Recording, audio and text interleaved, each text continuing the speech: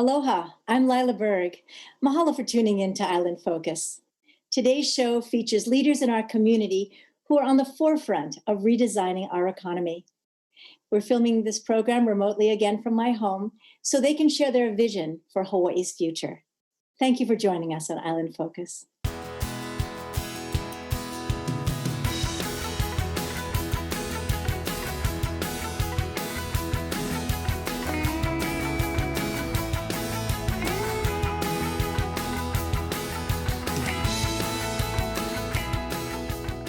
Today on Island Focus, you will enjoy meeting Patrick Sullivan, who is the CEO and founder of Oceanit. So nice to see you again. It's been months, Patrick. Thanks. It's great to see you, and thanks for having me. Much has happened since you were last on our program earlier this year.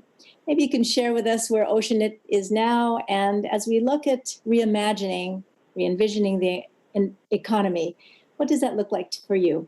Well, there's a couple probably key things worth mentioning. One is I have a book that came out in August. It's called Intellectual Anarchy, The Art of Disruptive Innovation. It's about how we create the future from Hawaii is really what the story is. We kind of review what we do at Oceanit, but it's from the middle of the sea to the world. And that is the exact perspective of what's in the book. And I kind of walk through how we think, which kind of brings me to the next thing is we're in the process of launching a saliva test for COVID-19.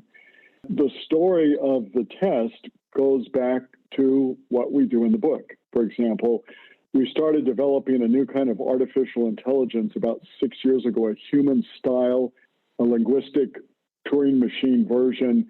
And then 3 years ago with DARPA, we decided to apply it to biology, causality in biology. Can I design a molecule or design a solution for something like cancer? That's what we've been working on. Then when COVID hit, we said, we produced a tool set we call the grammar of RNA. Can we apply the tool set to this virus? And so we did. And we've been collaborating with Queens and University of Hawaii. We produce now a molecule. We're in clinical testing. We should be able to get it filed, hopefully end of this week or next week.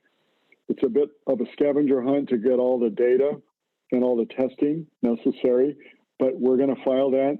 The important thing about that then is that it's a technology that was created here in Hawaii from scratch. It has the potential to create a new industry, and in that industry are jobs. So if you look at jobs, for each R&D job, you're going to produce maybe up to 2 manufacturing jobs. And in a place like Orange County, it actually turns out it's 8 to 1. But manufacturing for a technology invented here where you're producing a molecule and you're packaging it, you can almost envision it like producing and exporting coffee, except it's smaller.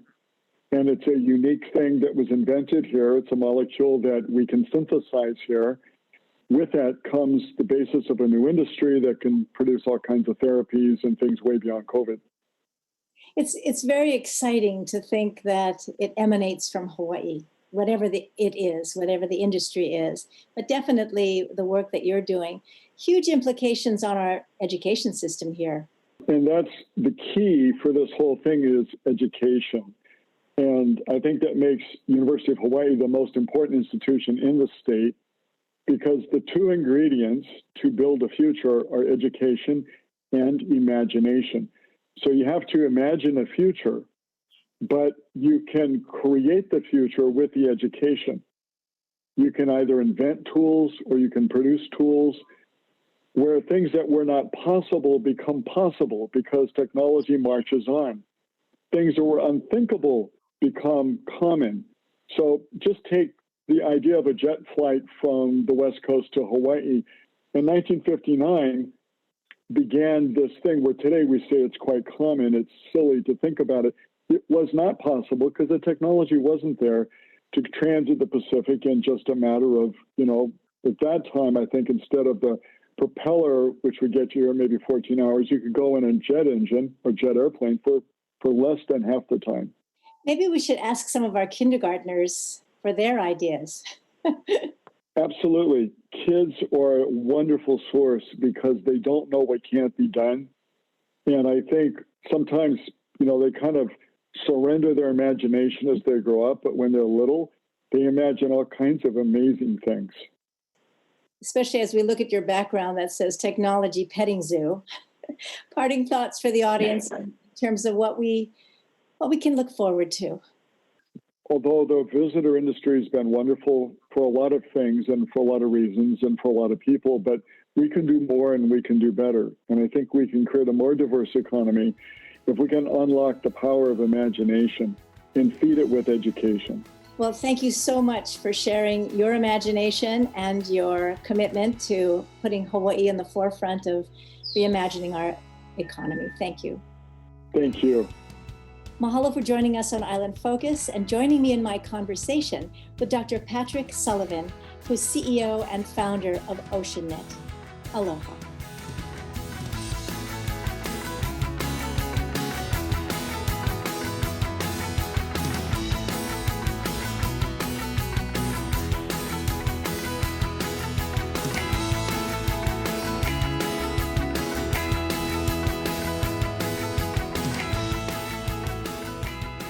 With us today on Island Focus, I have the pleasure of talking with Dr. Carl Bonham, who is the Executive Director for the University of Hawaii Economic Research Office. So nice to see you again, Carl. It's nice to see you, Lyla. It's been a while. It has, and I'm excited to hear what UHERO can share with us about moving forward, redesigning, re-envisioning, and really helping Hawaii to reposition itself in the world. The destination that I think many of us would aspire to is really one of a more diverse, more equal economic situation, one where state and county government are even more functional than they are now, and to have a very robust public health system that protects the most vulnerable and protects all of us from what may be future pandemics or other crises that may arise, whether it's a volcanic eruption or a widespread flooding or whatever it is, to be more prepared than we obviously have been. And one of the key messages and the things that we've been talking about in terms of economic diversification and sort of that process of getting to a new situation is that it's going to take a very long period of time. The work that goes into creating new avenues of economic activity is just very, very slow. And because many of these pieces of that economy are very small, it takes time for them to grow into something that, for example, can replace, 1 million visitors worth of spending kind of thing. And so really, there is sort of a very short run imperative, and that is to get visitor spending back in our state safely. That's a short run imperative that we really have to do while we simultaneously work towards that vision or where we want to go. UHERO has always provided reports, almost a template, if not a blueprint, of that pathway. And it can be exciting, right? I mean, the length of time doesn't mean that it's going to be interminable like we're feeling right now with this COVID. Well, that's true, and the process itself is an interesting one and challenging one, both for people who are actually doing it, right? The entrepreneurs and the business people, and obviously there are opportunities that are arising. I mean, there already are businesses that exist right now only because of COVID, right? Whether it's new cleaning services or new security services or new pop-up restaurants that only do delivery, farm-to-table programs, or the farm-to-car program, which is the one that I've been using. All of these things are, innovative and potentially exciting, and some of them are working really, really, really, really well, and will likely go on for the foreseeable future. And from our perspective at UHERO, the opportunities are around the research and around trying to inform. We do a lot more at UHERO than sort of just economic forecasting and some policy advice around the macroeconomy. We have a group that we call UHERO Analytics, which is really all about communicating with data. And we've been working really hard with new sources of data, much higher frequency, daily data, weekly data, and tracking the economy and trying to track the recovery, everything from cell phone data to the health metrics. We have a group that's called Project Environment that many people who are all sort of interested in the economy may not be aware of. That's actually our largest research group, very, very focused on natural resource management, protecting the watershed, heavily involved in the Ikevai project, which is studying water resources across the whole state. And we have a group that's called Energy Policy and Planning that's very, very focused on equitable, low cost, fair way to get to 100% renewable. So as we wrap up our conversation for today, it sounds like that part of the transition is helping our local people move from the idea of having a job to actually being entrepreneurs, to be creative in what also makes them happy and can help Hawaii.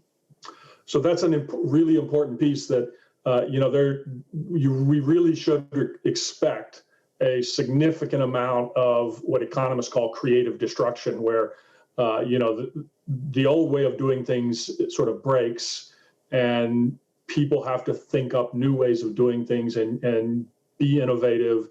And innovation doesn't just mean doing something with a computer and, designing software. It means changing the way you do business, changing the way you interact, and all of those things create opportunities. And one of the really key things for entrepreneurs in the state of Hawaii is to focus not just on serving the Hawaii community, but, it's even if that's your initial goal is to make something for the local community, you really have to think about, the immediate next step, if not simultaneous step, is to try and figure out how you also provide that service or that good, whether it's a food product or a Sig Zane shirt. It's got to be sold to the rest of the world. We have to have the platforms that make our products available globally. Well, thank you so much for sharing your energy and your creative ideas. It's kind of exciting to see where we might be going in the future. Thank you. Thank you, Lyla. Aloha. Mahalo for tuning in to Island Focus. You've just had the opportunity to meet Dr. Carl Bonham, who is Executive Director for the University of Hawaii Economic Research Office. Aloha.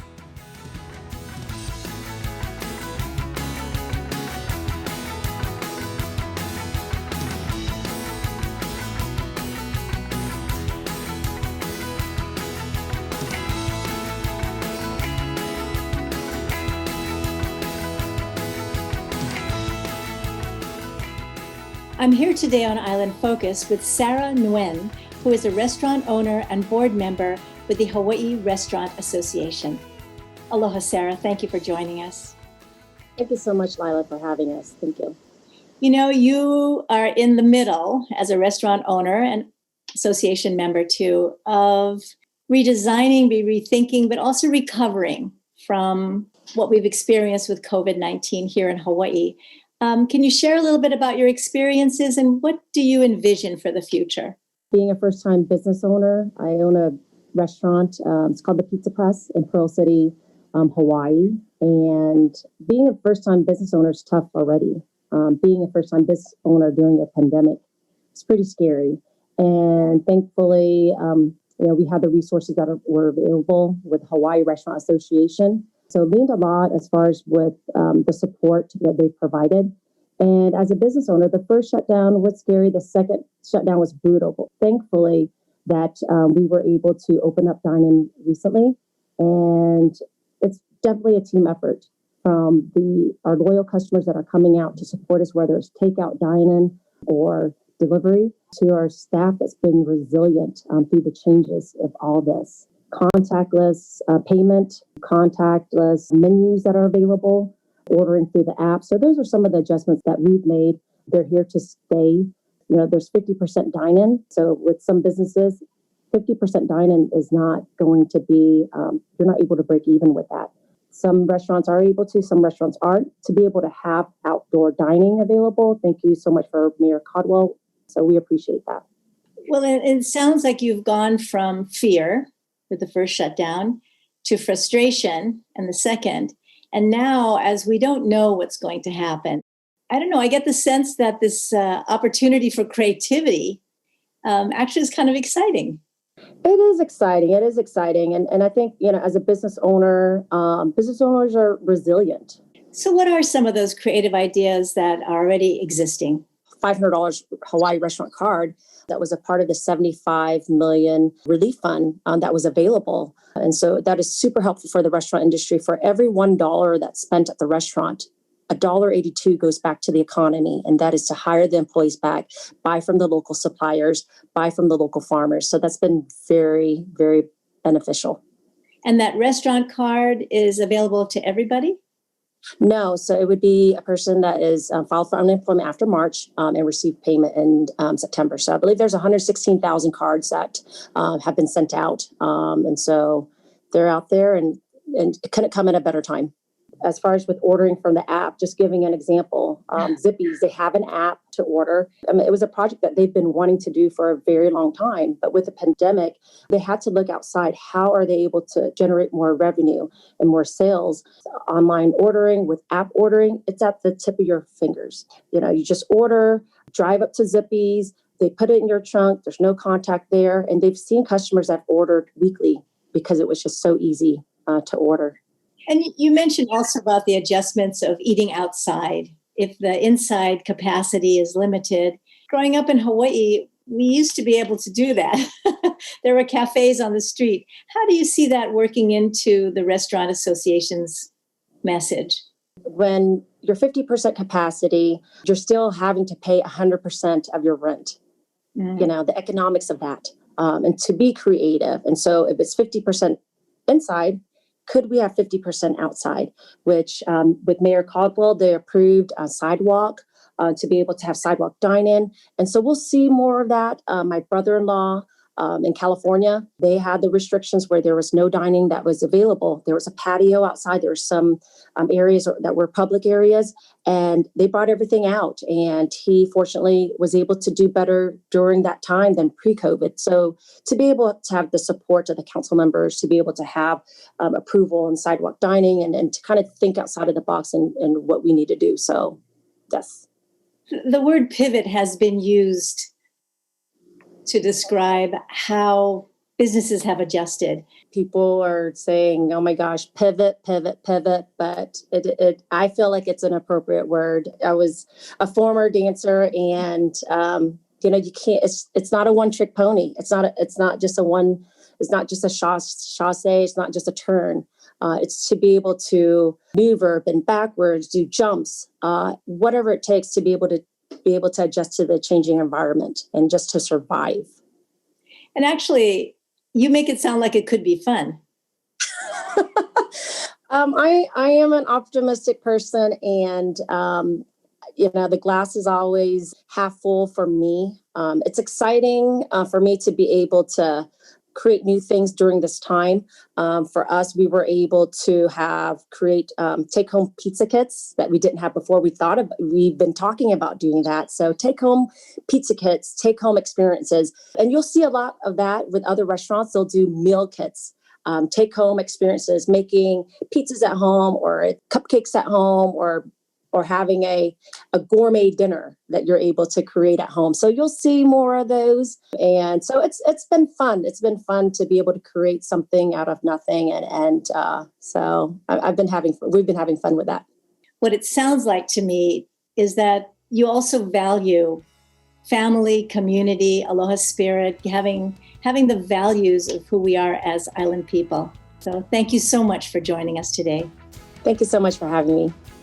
And thank you for joining us on Island Focus today and meeting Sarah Nguyen, who is a board member with the Hawaii Restaurant Association.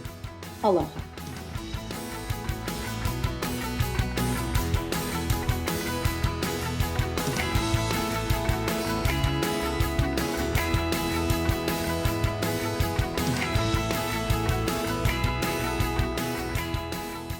Mahalo for tuning in to Island Focus and joining me in meeting Melly James, who is co-founder of Mana Up. Hi, Melly. Thanks for being with us. Thanks for having me, Lyla. Please explain a little bit more to us about Mana Up and how you fit into this re-envisioning and redesigning Hawaii's economy. My co-founder, Brittany Hyde, and I founded Mana Up back in 2017 to help build a product industry here in Hawaii. We've had many successes here with products. You think about Hawaiian Host, Honolulu Cookie Company, but really we've had a lot of products that have been almost our best kept secrets. Mm-hmm. And so we started Mana Up to help build the business resources, mentorship, and access to capital for these entrepreneurs to be able to scale to global markets.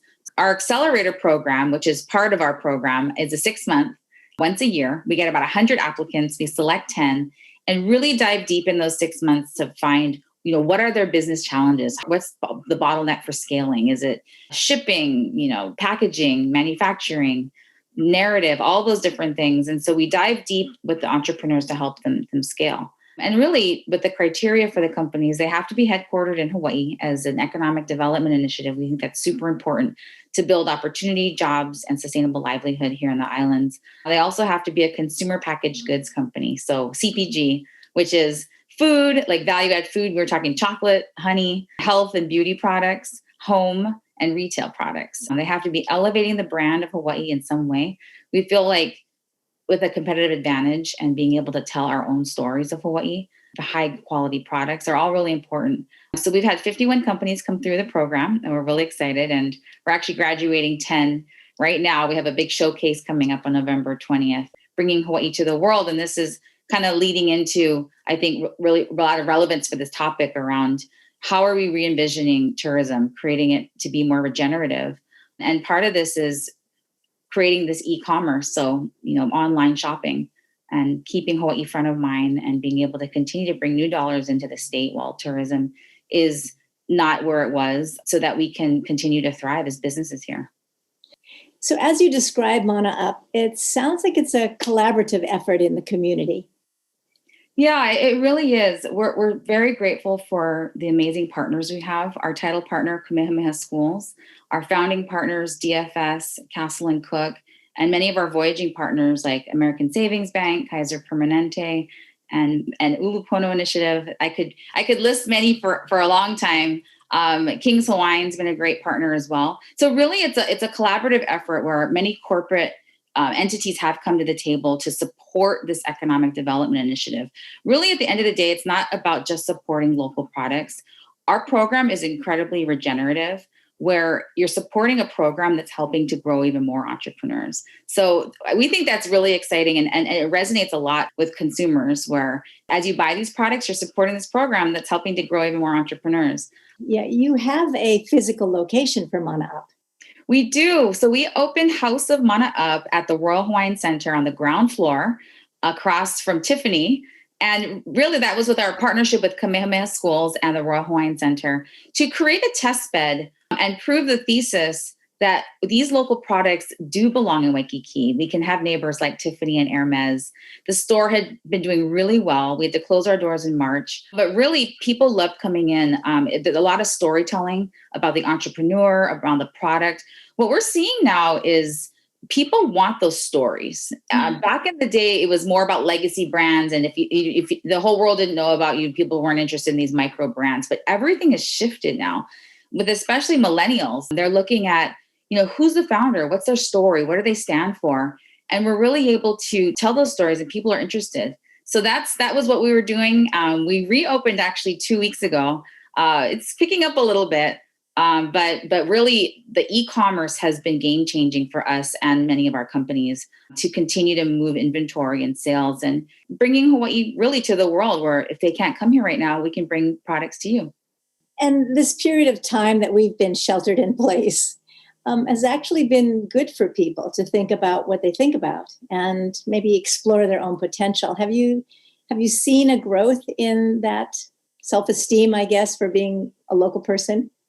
I think so. I think technology is really everywhere, and technology is really leveling the playing field for a lot of our companies. You can work from anywhere. You can run a business from anywhere. And so as we look at e-commerce, we look at digital marketing, we look at all these different aspects, I think that's creating a lot of confidence with our local entrepreneurs that are here in Hawaii that can continue to grow and build because, we can be here in Hawaii, have the best of all worlds and continue to thrive. So I do see that a lot. And also just seeing the massive increase in online sales for our companies. So to kind of complement tourism, it's not an either or. As tourists come back, as retail comes back, that's great, but that should never have been our only revenue channel. And a lot of our companies here really relied on that because it had been so successful for so long. And so really, we can actually kind of double down on e-commerce as well as retail and continue to thrive. I don't think it should be a knee-jerk reaction to COVID. I think this is a strategy that we should have been doing all along, but now it's forced us to, but there's some silver lining. And it can really be around future-proofing more of our businesses here to have an online presence and be able to have a global market as your customer, but also know that people love Hawaii and they'll be coming here too. What encouraging words can you give to those folks who maybe are unemployment, they've lost their jobs? Seems like there's a lot on the horizon that's possible for them.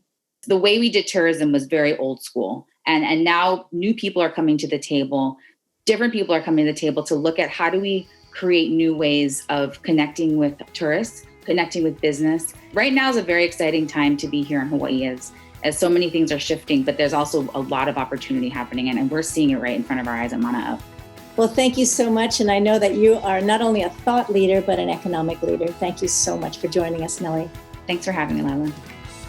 Thank you for tuning into Island Focus and getting to know Melly James, who is co-founder of Mana Up. Mahalo.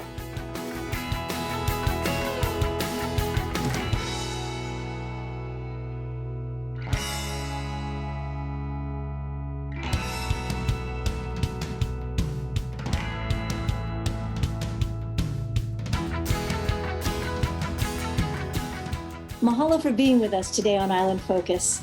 I'm Lyla Berg. On behalf of the Island Focus crew and the entire team at Ōlelo Community Media, aloha and malama pono. Let's help each other take care of Hawaii. See you soon.